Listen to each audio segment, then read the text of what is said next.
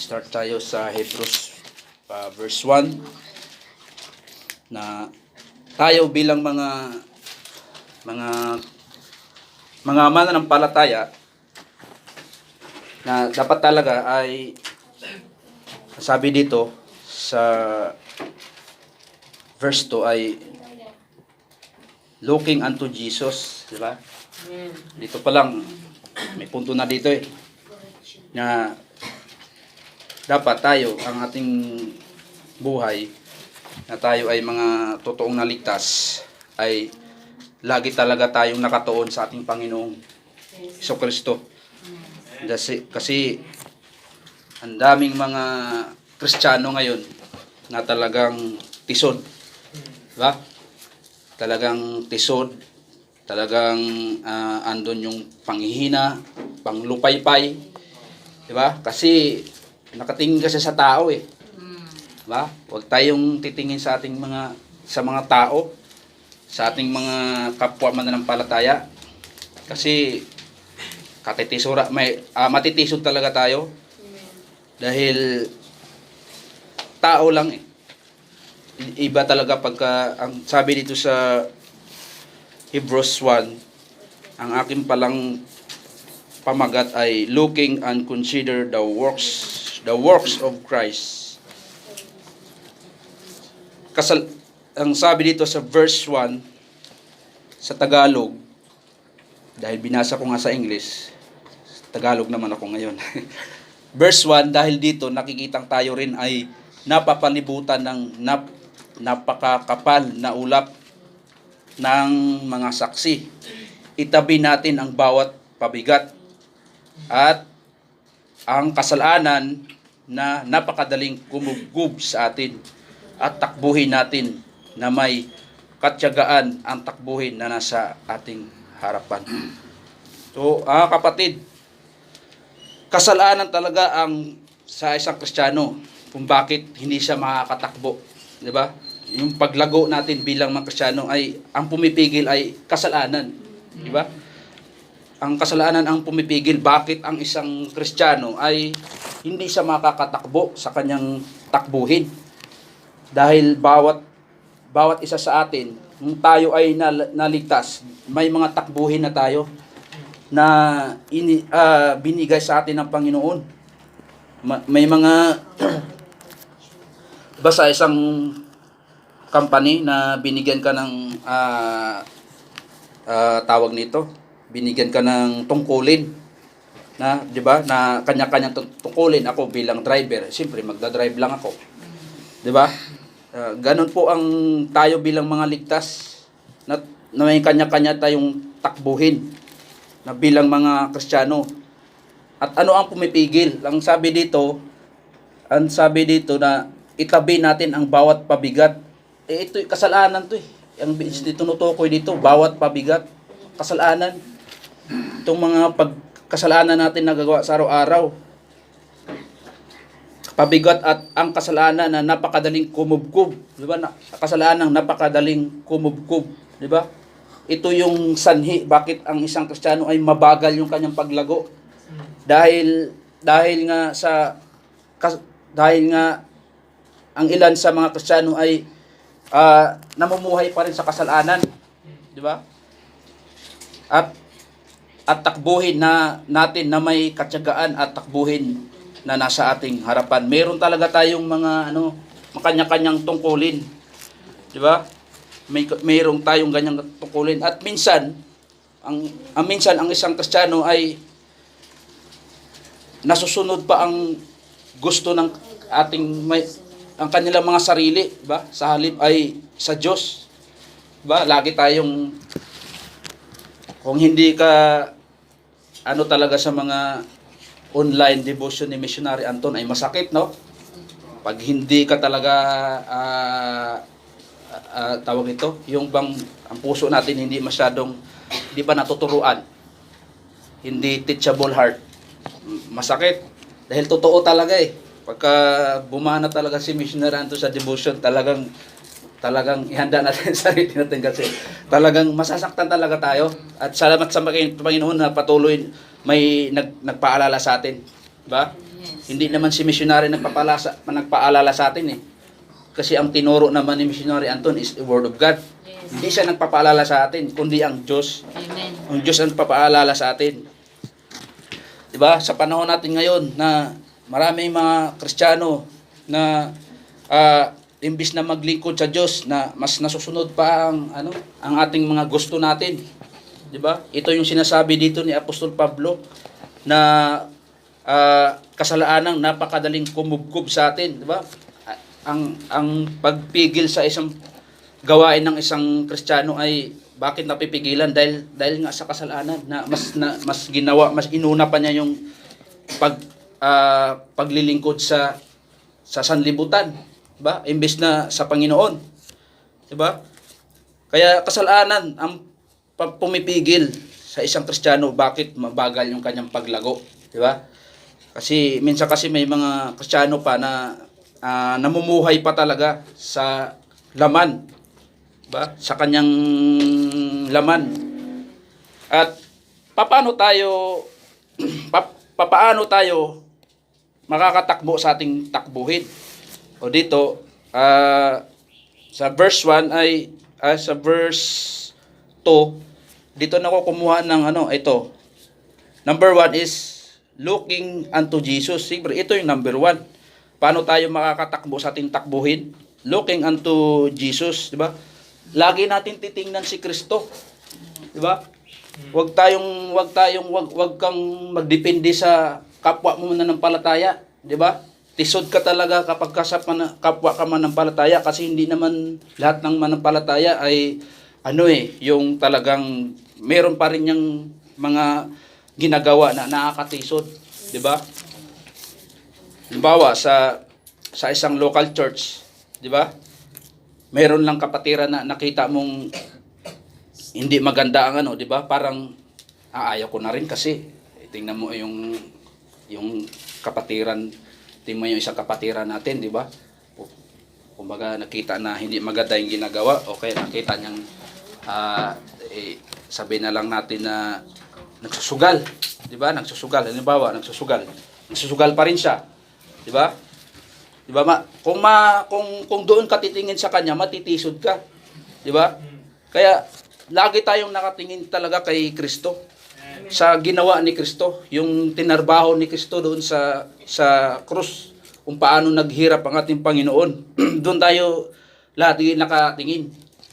Kasi pagka nakatingin ka sa kapwa mo ng palataya o sa tao, manghihina ka eh. 'Di ba? Manghihina ka at tabi pa nga doon ay manglupaypay ka. 'Di ba? Ganun po ang mangyayari. Sa Jude chapter 1 lang naman ata tong Jude, no? Chapter 1 verse 21, basahin natin. 1 verse 21. Sabi dito ay panatilihin ang inyong sarili sa pag-ibig ng Diyos na umaasam sa kahabagan ng ating Panginoon Hesukristo sa buhay na walang hanggan, 'di ba? Panatilihin, 'di ba? Panatilihin natin ang ating sarili sa pag-ibig ng Diyos, 'di ba? Lagi tayong kumbaga i-consider talaga natin yung biyaya ng Panginoon, 'di ba?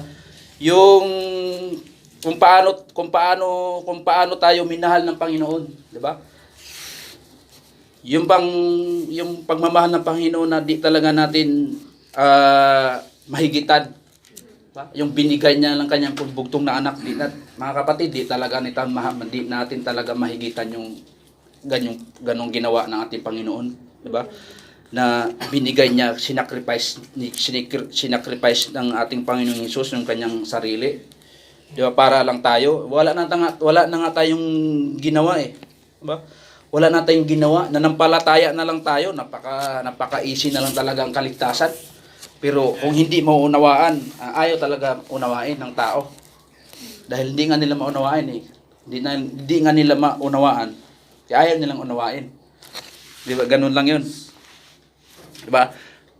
Makapanatili tayo sa pag-ibig ng Diyos kapag ituon natin ang ating sarili kay Kristo. Ha? Kay Kristo lang. ito yung sabi ni Apostol Pablo sa verse 2 ng Hebrews na looking unto Jesus. Ang ating pag-asa ay si Kristo lamang. Opo. At ang pangalawa ay sa verse 3 ng Hebrews 12. Ito ang pangalawa kong punto is consider him that endured such contradiction of sinners against himself, lest ye be wearied and fit in your minds. Number 2 is consider the works of Christ, ba? Para hindi tayo mapagod, 'di ba? Kung ikaw isang Kristiyano, kapag hindi mo kino-consider yung ginawa ni Kristo o hindi ka nakatingin sa ating Panginoon, ay mapapagod ka bilang isang Kristiyano, 'di ba? Itong ginagawa natin pagsisimba, mapapagod ka kapag binaliwala mo yung ginawa ni Kristo, 'di ba? Panghinaan ka, sisimba lagi naman tayo lagi na namang ano, 'di ba? Parang di man natin sinasabi pero nasa sarili natin na parang lagi na lang wala na akong panahon sa pamilya, lagi na lang simba, 'di ba? Ganon ang mangyayari kapag hindi mo kinonsider yung ginawa ni Kristo. 'Di ba? Ganon ang manglupaypay. Yun ang sabi sa Biblia, sapagkat isaalang-alang siya na napagtiisan ang gayong pagsalungat ng mga makasalanan laban sa kanyang sarili, baka kayo ay mapagod, 'di ba? Para hindi tayo mapagod, isaalang-alang natin yung ganyan ginawa ni Kristo na talagang pinako sa krus, na hindi naman talaga madali ang ginawa ng ating Panginoon, 'di ba? Tapos binaliwala lang ng tao, no? Yung binaliwala lang ng tao na kasigaw-sigaw na natin sa ayaw pa rin nilang di pa rin nila pinaniwalaan. 'Di ba? Pero balang araw ang hahatol sa kanila ay ang salita din ng Panginoon. Na yung hindi nila pinapansin na pag-share natin, yun din yung hahatol sa kanila, sa mga taong talagang hindi talaga naniniwala. Pero patuloy lang tayo na mag-share, na ipaliwanag lang natin sa tao na yung biyaya ng Panginoon ay pananampalataya lang, ba? Sa pagitan ng ating pananampalataya para makamit natin yung kanyang biyaya, na hindi natin na inaano yung relihiyon natin, kasi yan kasi ang din ng isip ng mga tao, 'di ba? Kasi sanay na sila sa ganyan na may mga nag-street preaching sa mga public market doon sa Taguig. Nakita ko rin may masigasig din doon, ayoko anong relihiyon yun. Kasi kaya nandun kasi yung kasabay nung panghingi nilang pera. Kaya minsan gano'n na rin yung kaisipan ng tao, na hindi naman tayo gano'n. Iba-iba naman yung inaano natin. Tapos number 3 ay sana ba 1, 2, 3. Sa number 3, paano tayo makatakbo sa ating takbuhin? Number 3 sa Romans 12 verse 2. Romans 12 verse 2.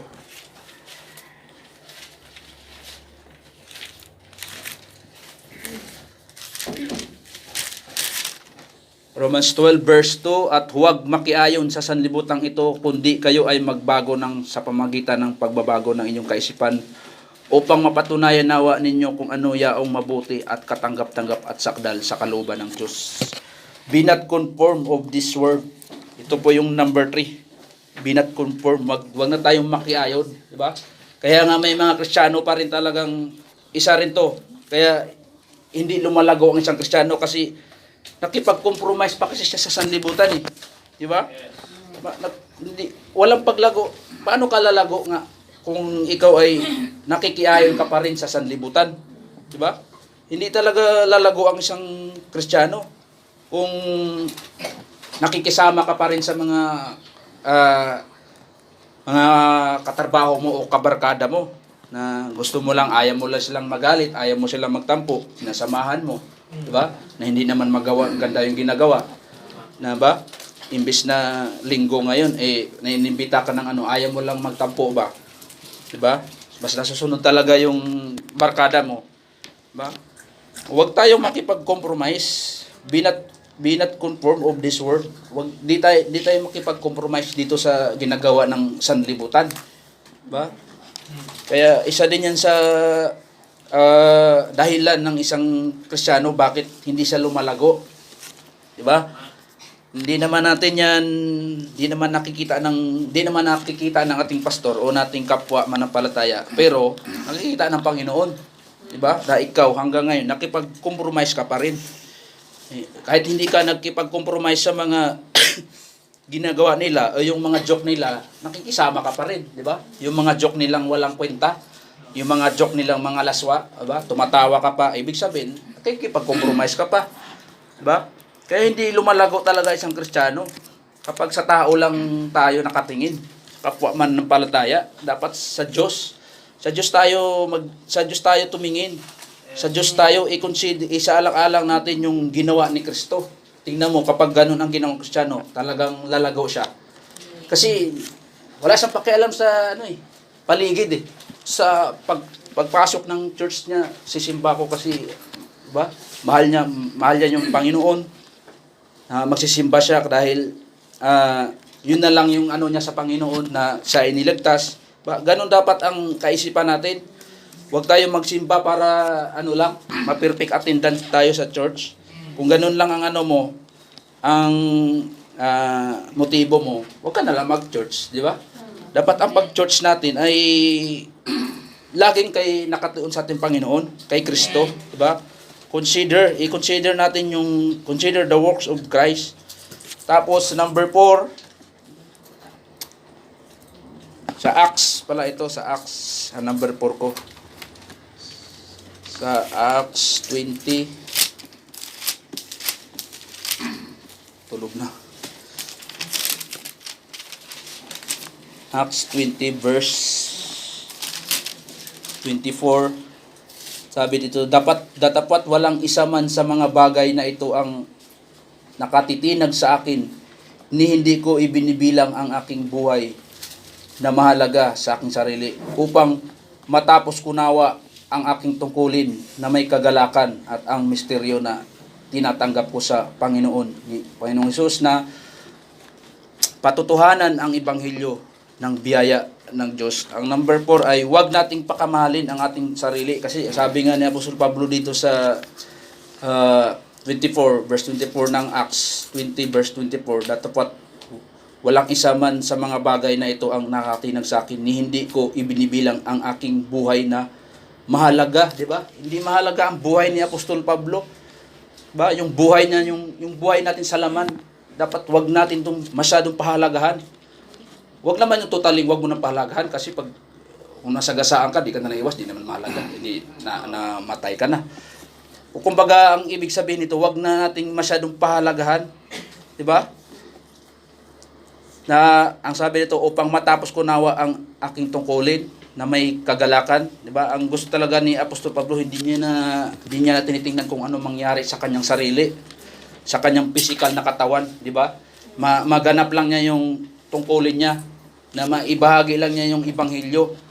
Ba, naipaliwanag naman to ni Pastor Ronald at saka nung kay Madge Rogie, na yung hindi na mahalaga ano man ang mangyari sa buhay ni Apostol Pablo, na may lang niya yung kalooban ng Panginoon. Diba? Ganun tayo dapat. Huwag natin pakamahalin ang ating sarili. Diba? Huwag natin pakamahalin na sa sobrang pagmamahal ating sarili, wala natin pera. Bakit? Dahil pinapaganda yung mga sarili natin. Diba? Wala nang pambiling bigas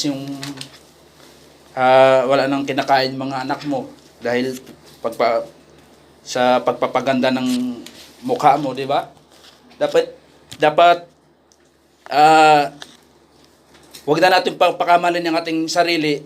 Ibig sabihin nito ay mas titingnan natin yung kalooban ng Panginoon, di ba?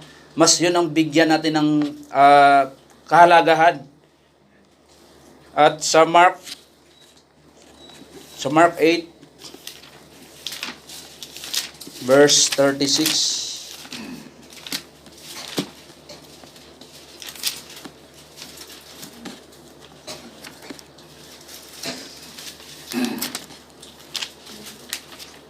Mark 8, verse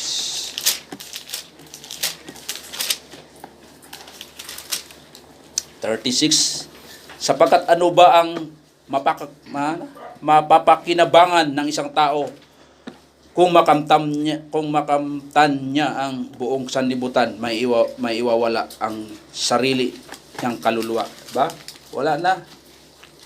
Ano man daw ang mapakinabangan ng tao kung sobrang yaman naman niya dito sa lupa, pero ang niyang kaluluwa ay sunog naman, ba?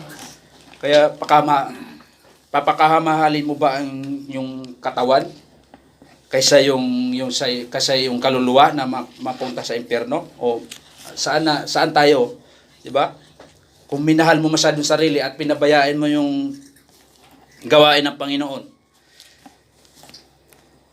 Dito naman sa Mark 8 ay ano naman to ang usapin dito ay yun sa mga hindi ligtas ba? Yung mga unbeliever na sabi dito ay kung maangkin mo man daw ang lahat ng bagay dito sa sanlibutan, pero ang yung kaluluwa naman ay mapapahamak, di ba? Hindi mahalaga. Kaya kasi ang buhay natin dito ay hindi lang natatapos dito Hindi lang natatapos dito sa lupa. Kaya ang iba nagpapatuloy, nag-i-enjoy sa kanilang kayamanan dahil akala nila doon lang sila. Doon lang sila na hanggang dito lang tayo. 'Di ba? Yung may mga kotse o nakabili ng mga ari-arian, ba? Ang saya-saya nila. Pero kung alam lang nila ang kalooban ng Panginoon, kung maunawaan lang nila ang Bible talaga, ay napakalungkot ang mangyayari sa mga taong ganon. Kaya pag nag-state preaching tayo, talagang dapat natin ipaliwanag talaga ng maigi na yung gospel na pinagkaloob sa atin ng Panginoon. At sa Hebrews, balik tayo sa Hebrews 12 verse 4. Kayo ay hindi pa lumaban hanggang sa dumanak ang dugo na nagpupunyagi laban sa kasalanan. Kung ating titingnan ang paghihirap ni Kristo, wala tayong karapatan na manghina.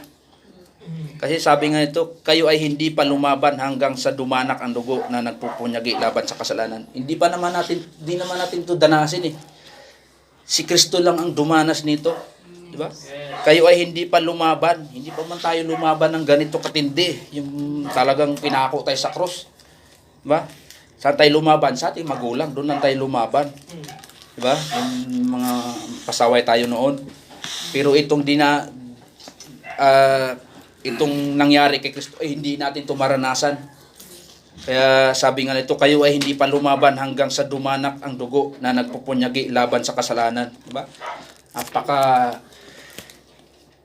Napakapalad talaga natin, mga tao na nagbigay pa ang Diyos talaga ng paraan na tayo ay maligtas at isa tayo sa binayayaan ng kaligtasan, di ba?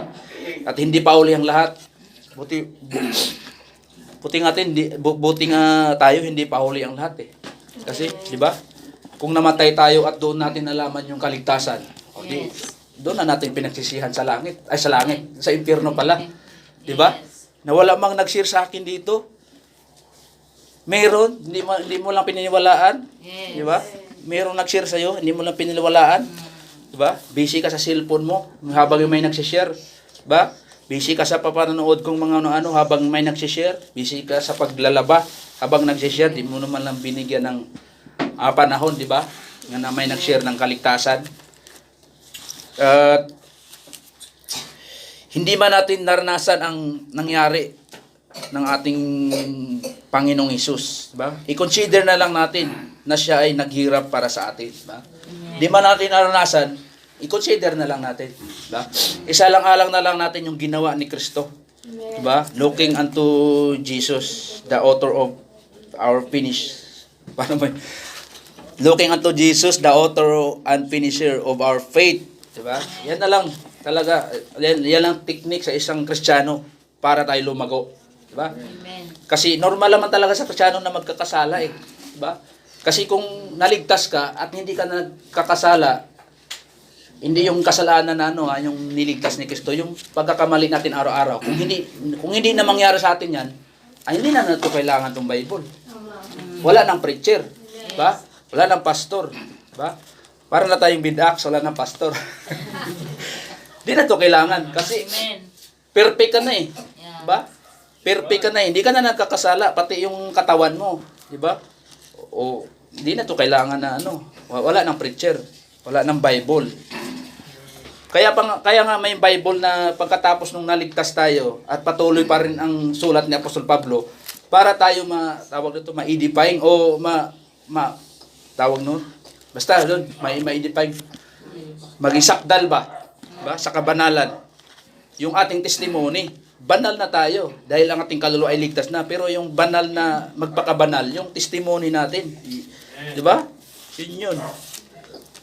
At sa Hebrews 5, sahin ko lang sa Hebrews 5, at nalimutan ninyo ang tagubilin na nagsasabi sa inyo ng gaya ng sa mga anak na aking lalaking anak. Lalaking anak. Huwag mong maliitin ang pagpapalo ng Panginoon, ni huwag manglupaypay kung ikaw man ay sinasaway. Di ba? Huwag tayong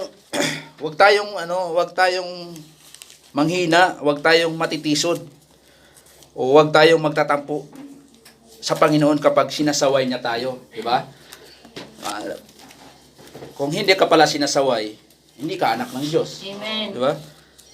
Hindi ka anak ng Diyos kung hindi ka sinasaway. Bagkos lalo tayong magpupuri sa Kanya, di ba? Sinasaway tayo dahil mahal ka ng Panginoon eh.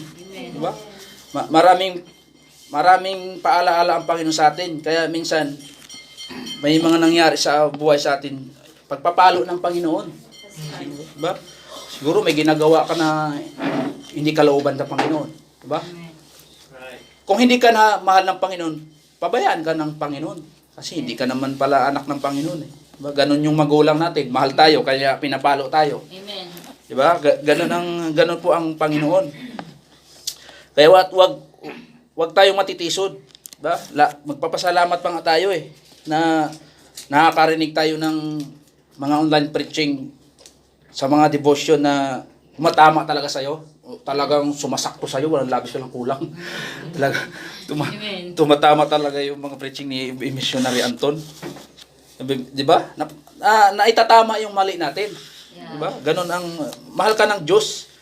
Kaya nga, ang anak daw, kawawa daw kasi lagi mong pinagtatrabaho. Kawawang anak mo pag walang tututunan sa bahay. Amen. Di ba? May nababasa ko sa Facebook na kawawa daw ang bata, laging pinapahugas o kung anong gawin sa bahay. Pagmamahal ng magulang yan kasi balang araw, sila naman yung pag nagpamilya. Amen. Diba? Yan yung totoong pagmamahal. Hindi yun na kinakawawa mo yung bata. Ganon po ang Panginoon. Itinatama tayo dahil ayaw niya yung na lumalakad tayo nang hindi naayon sa kanyang kalooban. Sa 2 Timothy 4 verse 2. Sabi dito, ipangaral ang salita, maging handa sa kapanahunan. At wala man sa kapanahunan, sumawata, magtagubilin ng may buong pagbabata at doktrina. O, di ba? Sumaway, kahit ikaw kapwa man ng palataya, kahit kapwa man ng palataya mo ay pwede kang sumuway pala. Diba? Pwede mong, halimbawa, si Brother Owen, nakita ko na, nigarilyo. Diba? Pwede kong dagdagan, di. Pwede ko siyang sawayin. Yes. No, bawal yun. Bawal yung panigarilyo. Pero imposible naman sa isang ligtas kung manigarilyo pa. Amen. Naniniwala. Diba? Pwede tayong sumaway. Diba? Sa pamagitan ng salita at sumaway naman tayo ng may mahinahon. Huwag naman tayong sumaway na ka-open. Diba? Baka mamaya, mag-away na kayo sa daan. Kapwa kayo manampalataya, nagsuntukan na kayo. Kasi ikaw naman pag sumaway, napakatindi naman. Dapat, idaan pa rin, biblically pa rin yung pagsaway. Bawat isa sa atin ay may karapatan din na sumaway. Sa 6, Hebrews. Sa Hebrews 6. Tuloy lang natin sa verse 6. Sabi ito, sapagkat pinapalo niya siya na iniibig ng Panginoon. O tingnan mo, at hinahampas ang bawat lalaking anak na kanyang tinatanggap. Ayun nga, dinidisiplina nga tayo ng Panginoon, pinapalo tayo ng Panginoon, sinasaway tayo, itinituwid tayo ng Panginoon. 7 and 8. Kung tinitiis ninyo ang pagpapalo, ang Diyos ay nakikitungo sa inyo, gaya ng lalaking anak. Ano talaga ako sa lalaking anak kasi di ko yung kasama mga babae. Gaya ng inyong lalaking anak, sapagkat anong lalaking anak siya na hindi pinapalo ng ama. Diba? Totoo naman talaga. Diba? Na kung totoo mong anak, dapat dinidisiplina mo. Diba? Anong disiplinahin mo yung hindi mo anak? Kapitbahay, dinidisiplina mo. Diba? Anak sa labas yun, hindi mo naman anak. At sa number 8, datapwat kung kayo ay walang pagpapalo kung saan ang lahat ay nakibahagi. Diba? Mula tayo dito sa local church, nakakaranas ng pagpapalo, tapos ikaw hindi, anak ka sa labas. Diba? Dito tayo, may isa tayo dito na hindi pinapalo. Sino mang hindi nakaranas ng problema dito o pagpapalo ng Panginoon? Kung hindi ka nakaranas, hindi ka na anak ng Diyos. Ang sabi dito ay, anak ka sa labas at hindi ka lalaking anak. Malinaw po sa Biblia. At sa number 9, bukod pa dito tayo ay nagkaroon ng mga ama sa ating laman. Ito yung ama natin dito sa lupa na nagwawasto sa atin at binibigyan nila sila ng pitagan. Hindi ba tayo higit na magpasakop sa ama ng mga espiritu at mabuhay, di ba? Mas higit tayong magpasakop sa ating Panginoon. Kung sabi dito, bukod pa dito ay nagkaroon tayo ng ama sa ating laman na nagwawasto sa atin, binigyan natin ng pitagan. Ano bang pitagan? Reverence. Hindi ba tayo ay higit na magpasakop? O tayo ay mas higit tayo magpasakop sa ating Panginoon. Magpasakop tayo sa Diyos sa lahat ng mga bagay. Ba? Kaya nga may verse na yung binanggit kanina sa worship na 2 Corinthians 5:17 na therefore if any man be in Christ, he is a new creation. Ba? Kung na kay Kristo ka na, wala na yung dati mo. Ba? Hindi ka na mamumuhay sa yung dati mong ginagawa. Sa verse 10, sapagkat sila sa katotohanan sa kaunting mga araw ay pinalo tayo ayon sa kanilang sariling kaluguran. Ba? Kung tayo ay pinalo ng ating ama, para daw sa sarili ng kaluguran yun. Di ba? Kasi napupuri kasi ang ama kapag ang bata ay napupuri kasi ang ama kapag ang galing naman ng anak ni Sister Jackie. Sister Jackie, asawa ko pati na. Ang galing naman ng anak ni Sister Melody pala na lumaki talagang di ba? Napupuri ang magulang. Pero sabi dito, ngunit siya ay para sa atin sa pakinabangan. Upang tayo ay nawa, di ba? Pinapalo tayo para sa ating kapakinabangan, sa atin mismo. Ito malaking pakinabang to sa atin upang tayo nawa ay maging mga kabahagi sa kanyang kabanalan. Di po? Ang saway ng Panginoon ay kapakinabangan sa atin. Di ba? Dati may mga magulang na dinidisiplina talaga yung mga anak para sa kanilang sariling pleasure yon. Ba? Ang galing ng anak ni pastor, talagang palaki na maayos. Napupuri ang magulang, di ba? At dito, yung pagpasaway ng pagsaway ng ating Panginoon ay pakinabang sa atin ito. Di ba? Ang saway ng Panginoon ay kapakinabangan sa atin to partakers of holiness, di ba? Magiging partaker tayo sa kanyang kabanalan. Di ba? Kasi lagi kang sinasaway ng Panginoon . Kung pinapabayaan ka, pangit yung testimony mo. Diba? Hindi ka maging kabahagi sa kanyang pangit, parang hindi ka banal mamuhay. Diba? Tapos sa 11 ay para hindi magpatuloy sa kasalanan, para mapanatili ang ating testimony. Wala yun. Sa verse 11, ngayon walang pagpapalo para sa kasalukuyan, nawaring sa ikakagalak, kundi ikapibighati. Gayon man pagkatapos nito ay namumunga ng mapayapang bunga ng katwiran sa kanilang na mga nasanay sa pamagitan nito, diba? Walang pagpapalo na ikakagalak, diba? Kasi minsan pag may mga problema tayo, pinapalo tayo ng Panginoon, binigyan tayo ng paalaala, di naman talaga masaya eh, diba? Diba? Binigyan ka problema, di ka man tatawa ka lang. Normal talaga sa tao na talagang malulungkot tayo sa mga binigay sa atin ng pagpapalo ng Panginoon. Kasi ayun ang sabi dito sa verse 11, no? Na ngayon walang pagpapalo para sa kasalukuyan na waring sa ikakagalak, diba? Kundi ikakapighati. Gayon man pagkatapos nito ay namumunga ng mapayapang bunga, di ba? Namumunga ng mapayapang bunga, di ba? Maganda ang resulta kapag nire-rebuke tayo ng salita ng Panginoon, di ba? Maganda ang benefits sa ating mga Kristiyano. Para tayo ang ating talagang testimony ay maingatan, di ba? Para pag nag-share tayo ng ebanghelyo ay paniwalaan tayo ng tao, di ba? Yan isa ito sa pinakamahalaga. Sa verse 13, at gumagawa ng mga matuwid na landas para sa inyong mga paa, baka yaong pilay ay malihis mula sa daan, kundi bagkus ay hayaan itong mapagaling. Ang points ko dito ay lumakad tayo sa katwiran ng Panginoon at lumakad tayo sa daan na ginagawa ng Panginoon. Yun lang ang dapat ang lakaran, kung ano ang daan na binigay sa atin ng Panginoon. Yun yung lakaran natin, di ba? Yun lang yung ating lakaran, di ba? At sa 14 verse 14, sundin ang kapayapaan sa lahat ng mga tao at kabanalan, na kung wala ito ay walang taong makakakita sa Panginoon. Panatilihin ang ating Christian living. Diba? Panatilihin talaga ang ating Christian living. Maraming pagtuturo na dito about sa kung paano mamuhay tayong mga Kristiyano. Kasi hindi naman talaga tayo binigyan ng lisensya na porkit ligtas pwede na magkasala. Mali naman yun eh. Diba?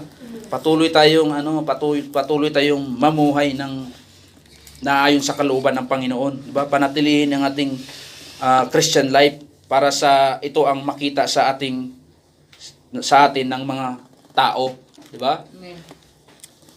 Wag kasi para kasing gawing, at saka kung maganda testimony mo, maganda rin ang testimony ng church at saka yung pastor. Diba? Ang ganda ng turo siguro ng pastor kasi biblical ang turo ni pastor kasi tingnan mo yung mga member, di ba? Ganun ang ng tao eh. Di ba? Ganun ang ng tao, di ba? Verse 15.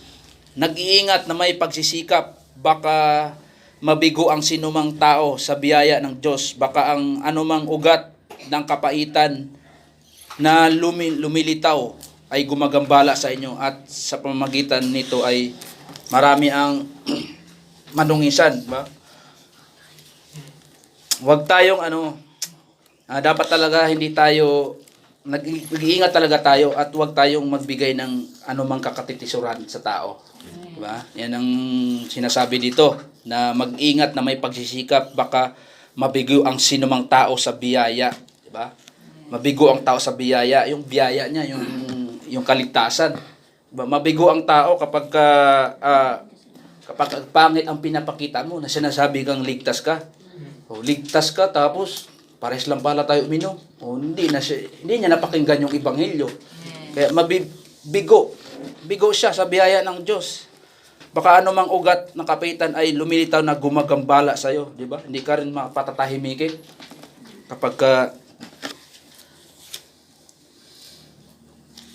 at anong verse na ba to? 15. 16. Hindi ko pa nasulat to. Verse 16, baka mayroong sinumang mapakiapid. Ito o lapastangan ng tao gaya ni Esau, na para sa isang subo ng pagkain ay ipinagbili ang kanyang pagkapanganay. Sapagkat nalalaman ninyo kung paano pagkatapos ng mamanahin na sana niya ang pagpapala, siya ay tinatanggihan sapagkat siya ay walang nasumpong dako ng pagsisisi. O may ano pa dito, pag-repent. Ganon kasi yung sa panahon nila eh. Diba? Pag applicable pa nila dito ang pagsisisi ng kasalanan. Bagamat hinahanap niya ito ay ng maingat na may mga luha. Verse 18, sapagkat kayo ay hindi lumapit sa bundok na maaring mahipo. Ang ibig sabihin dito, kaya yung ibig sabihin dito, sabi niya sa verse 18, kayo ay hindi humipo. Hindi lumapit pala sa bundok na maaring humipo at nasusunog na apoy ni sa kaitiman, ni kadiliman at unos. At ang tunog ng isang trompeta at ang tinig ng mga salita na kung aling tinig ay sila ay nakarinig, ay nakiusap na ang salita at hindi na dapat pang sabihin muli. Sa panahon kasi nila, di ba, yung sa Old Testament, na nangungusap ang Panginoon, na napakinggan pa nila yung boses ng Panginoon. Sa verse 20, sapagkat hindi nila matiis yaong inuutos. Ba? Kasi sa panahon ng batas ay, sa panahon ng law ay, ang tao talaga ay nagkakamali pa rin. Ba? Kumbaga, hindi nila matiis yaong inuutos at kung kahit na sa isang hayop man ay tumutungtong sa bundok, ito ay babatuhin at tutuhugin ng isang sibat at kakilakilabot ang tanawin na sinasabi ni Moises, ako ay lubhang natatakot at nanginginig. Verse 22, datapwat kayo, kasi ito naka-address ito sa atin. Datapwat kayo ay lumapit sa bundok ng Sion at sa lungsod ng buhay na Diyos, ang makalangit na Jerusalem at sa di mabilang dami ng mga anghel. Sa pangkahalatang kapulungan at iglesia, siya ang panganay. Ito yung tinutukoy, ito si Jesus Christ, na nasusulat sa langit at sa Diyos na hukom ng lahat at sa mga espiritual ng matuwid na ginagawa ng matuwid na tao na ginagawang sakdal, ba? At kay Jesus na tagapamagitan. Dati kasi ito ngayon yung mayroon pa ditong pagsisisi, di ba? Yung banggit ka sa verse 17 na yung hindi pagsisisi ni Esau, hindi na pagsisisi ni Esau, di ba? Pero dito kasi sa panahon natin, ito na yung si Jesus na yung ang tawag nga dito sa Jesus the mediator of the new covenant, di ba? Si Kristo na ang kasunduan sa pamagitan ng pagwiwisik ng dugo na nagsasalita na lalong mabuting bagay ng kaysa kay Abel. Verse 25, ingatan na huwag ninyong tanggihan siya na nagsasalita sapagkat kung sila na tumanggi sa kanya na nagsalita sa lupa, diba? May mga yung ulang panahon na talagang sumusaway pa rin yung mga Hudyo noon, yung mga tao na talagang tumatanggi pa rin sa utos ng Panginoon. Sapagkat kung sila ay tumatanggi sa Kanya, nagsasalita sa lupa, ay hindi nakatakas, lalong higit tayong hindi makakatakas kung tayo ay lumalayo mula sa Kanya na nagsasalita mula sa langit, di ba? Mas lalo sa panahon natin ngayon, di ba? Kung may mga tao mang tumatanggi, di ba? Tumatanggi sa Panginoong Hesukristo, di ba? Hindi rin sila makakatakas. Hindi makakatakas kung tayo ay lumayo mula sa Kanya, nagsalita mula sa atin. Maging tayo, hindi tayo makakatakas, mga kapatid. Kahit nga tayo ay ligtas, di ba? Hindi pa rin tayo makakatakas sa galit ng Panginoon, di ba? Na sabi nga sa di ko alam anong version, na dumarating pa rin ang galit ng Panginoon, diba? Sa mga anak na di tumatalima. Kahit sa mga ligtas, mga kapatid, na dumarating pa rin ang galit ng Panginoon. Verse 26, na kung kaninong tinig ang yumanig noon sa lupa, ngunit ngayon ay naipako naipangako na niya na sinasabing minsan pa ay yayanigin ko hindi ang lupa lamang kundi pati ang langit, di ba? Kaya nga talagang pagdating ng panahon talaga ay itong yayanigin to ng Panginoon. Itong hindi lang ang lupa, pati ang langit. Mababasa natin sa Revelation 21 verse 8. Di datapat ang mga matatak. Ito ba yun? 21 verse 1 pala. At nakita ko ang isang bagong langit at isang bagong lupa sapagkat ang unang langit at ang unang lupa ay lumipas na at wala na ng dagat pa. Tama ba to? 21 verse 1. At akong, mali pala yung ano ko dito. Revelation 21:8. Ay tama nga. At nakita ko ang isang bagong langit at isang bagong lupa sapagkat ang unang langit at unang lupa ay lumipas na at wala ng dagat. Di ba? Maglalaho kasi ang langit at lupa eh. Tapos, sabi nga nito ay magkakaroon ng bagong langit at isang bagong lupa. Kaya sa mga tao ngayon na nagpatuloy pa rin talaga sa kanilang mga pininiwalaan, may ano yan, may katapusan yan, may hangganan yung pagmamatigas ng mga tao sa mga marami ngayon nagturo ng maling paraan ng kaligtasan, di ba? Talagang darating ang panahon, malalaman talaga nila na yung kanilang ginagawa. At sila ay umakyat sa tinutuloy ko yung ano.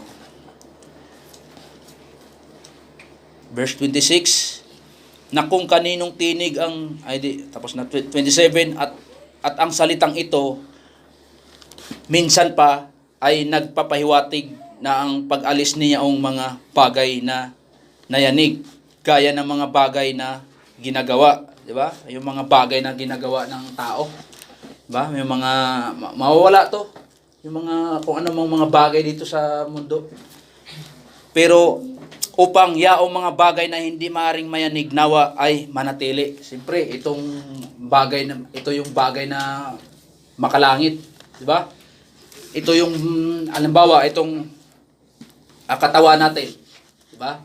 Na meron tayong mansion sa langit, yung katawan natin, di ba? Ito yung hindi talaga mawawala. Ito yung sinasabi dito. At ang salitang 28, kaya nga tayo ay tumatanggap ng isang kaharian na hindi natitinag, di ba? Kaharian hindi natitinag. Ito yung pag namatay tayo ay ito yung kaharian ng na inihanda sa atin ng Panginoon, di ba? Ito yung kaharian, ito yung mga bagay na hindi matitinag. Ang matitinag lang, ang madidissolve lang yung mga bagay na ginawa sa tao. Di ba? Kaya, yung sabi dito, ano ba yun?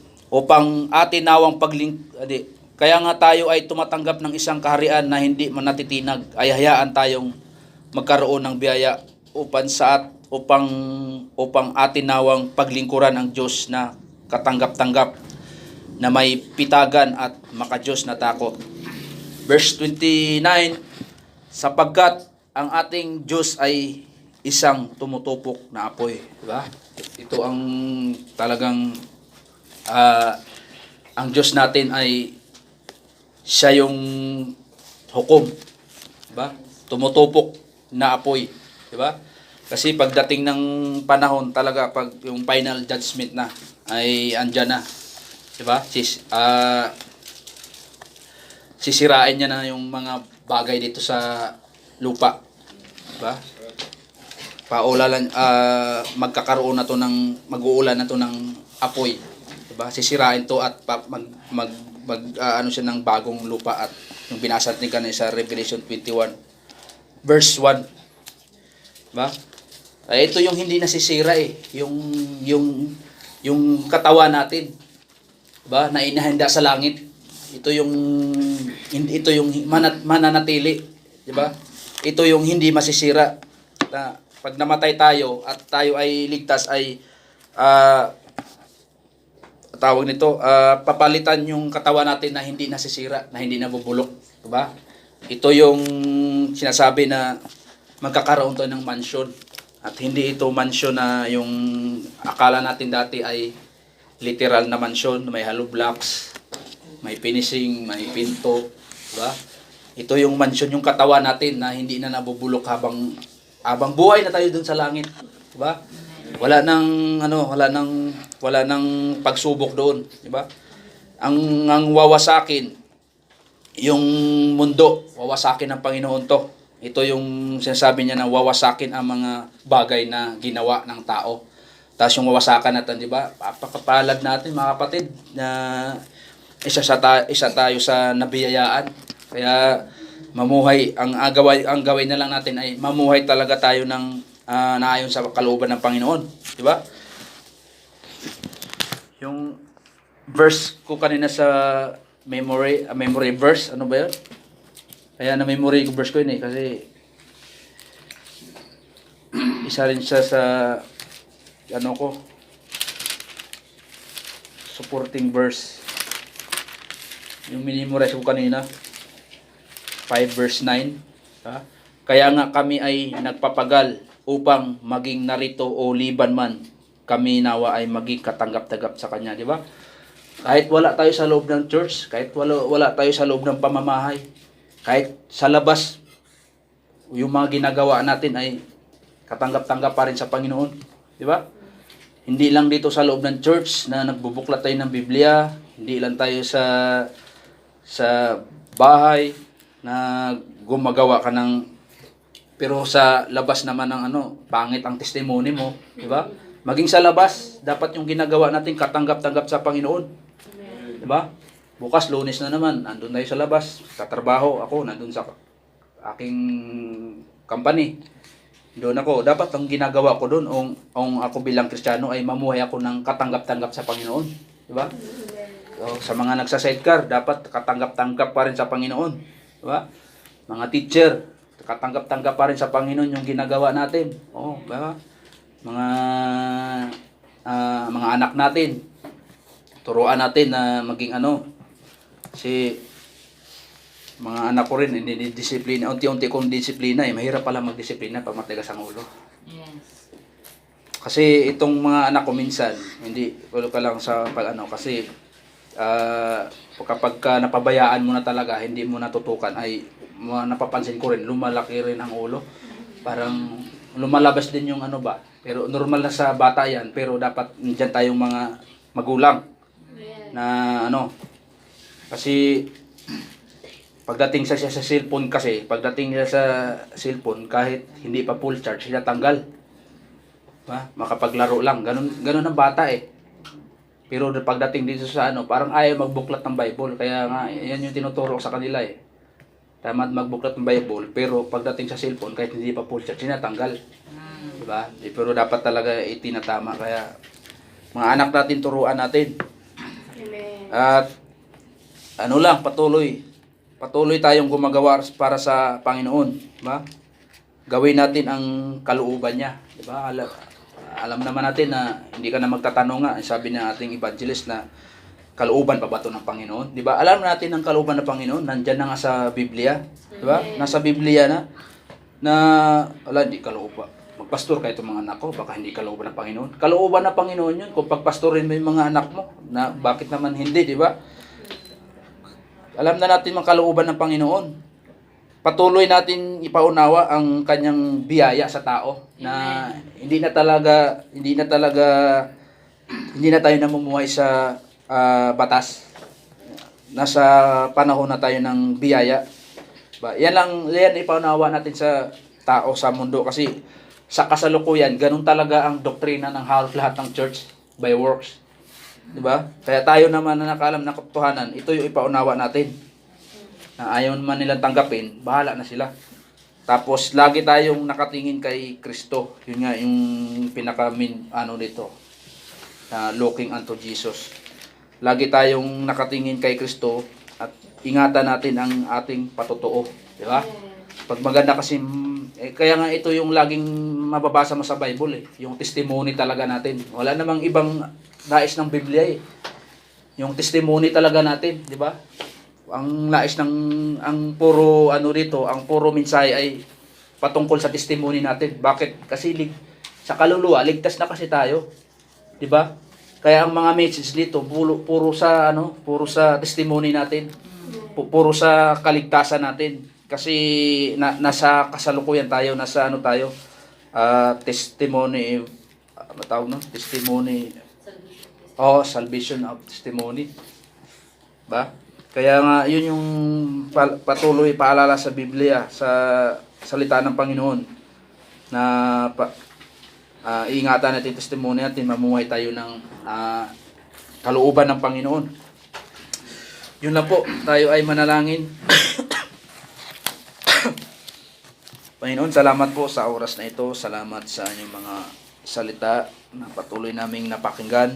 At kami ay salamat, Panginoon, na kami ay nare-rebuke. Maging ako man, Panginoon, na ginagamit mo na tagapagsalita. Salamat, Panginoon, na ako rin ay marami ring pagkukulang bilang isang Kristiyano, Panginoon. Salamat sa inyong salita na tapat, Panginoon. Kayo ay Diyos Diyos ng katapatan, na dapat kami ay magiging mapanatiling tapat, at tulungan mo kami, Panginoon, na ang aming testimony ay ma-maintain namin upang ito ay makita sa mundo, Panginoon. Tulungan mo ang bawat isa na lumalim pa sa inyong mga salita, Panginoon. At ang bawat isa sa amin din ay magamit din sa pagpapalaganap ng Ebanghelyo at katotohanan. Ganoon din po, Panginoon, sa mga